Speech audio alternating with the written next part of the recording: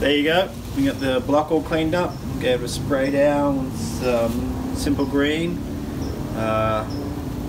gave it a quick scrub down in all the areas, through the water passages, the oil passages, down the threads.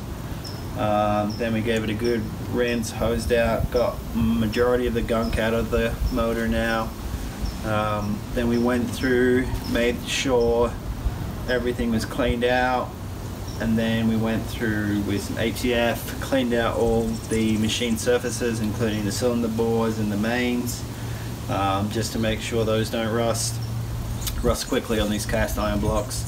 And then we ran through and gave the entire block a coating with WD-40 so that it doesn't rust. Next thing that's up is to deck the block, and then we're going to have to go through and give it a real good clean, get ready for measuring and then the final assembly. So thanks for watching, see you next time. All we got to do is bag this thing up and get it to the machine shop.